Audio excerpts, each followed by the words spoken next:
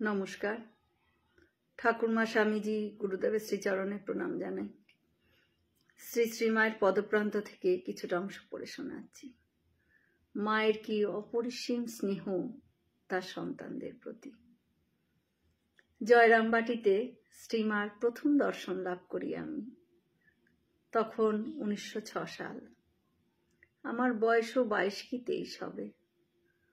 কলকাতার ছেলে আমি পল্লীগ্রামে চলেছি। খুব ভাবনা হতে থাকলো, কে শ্রীমার কাছে আমায় নিয়ে যাবে বা পরিচয় করিয়ে দেবে।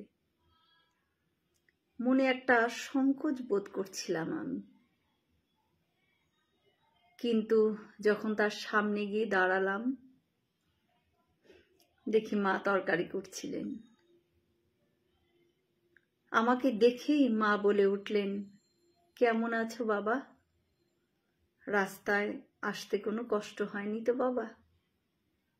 সম্পূর্ণ অপরিচিত আমি, অথচ মাতৃ স্নেহে কি সুন্দর করে বললেন, কেমন আছো বাবা। আমার জীবনে সেটি একটি স্মরণীয় দিন। সে দিনটির কথা ভাবলে আজও অশ্রু সংবরণ করতে পারি না আমি। সেবার মার কাছে সাধ্যের মতো ছিলাম আমি। কত স্নেহ যত্ন আদর করেছেন আমাকে। চিরকালের মতন সন্তান করে নিয়েছেন তিনি আমায়। উদ্বোধনে একদিন পূর্ববঙ্গের একটি মেয়েকে মা দীক্ষা দিলেন। দীক্ষার পর তার সঙ্গে একত্রে আহারও করলেন মা। পরে তার হাতে এক ঘটি জল তুলে দিয়ে মা বললেন, হাত ধোও মা। হাত ধোয়া হলে তাকে আরেকটি ঘটি জল দিয়ে মা বললেন, এবার পা ধো। মেয়েটি তো তখন কেঁদে ফেলল।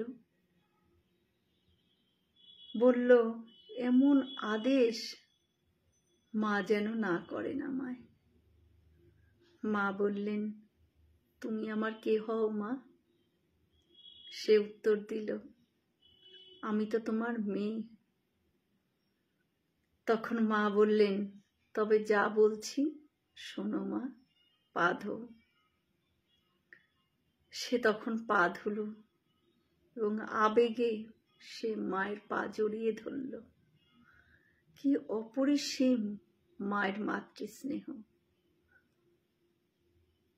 জয়রামবাটিতে একদিন একজন মুসলমান মজুর রোয়াকে খেতে বসেছে। পল্লীগ্রামের নিষ্ঠাবান ব্রাহ্মণ পরিবারের কথা বলছি সেটা। প্রসন্ন মামার মেয়ে নলিনী উঠোন থেকে ছুঁড়ে ছুঁড়ে সেই মজুরকে খেতে দিচ্ছিল। মা কি কাজে একটু ব্যস্ত ছিলেন, ব্যাপারটি তার নজরে পড়তেই তিনি বলছেন, ও কি রে? তিনি নলিনীর হাত থেকে থালা কেড়ে নিলেন এবং কাছে বসে বাবা খাও বলে তার মাথায় গায়ে হাত বুলিয়ে তাকে পরিপাটি করে খাওয়ালেন। তারপর তার এঁঠো পরিষ্কার করে মা গোবর জলে ছড়া দিলেন।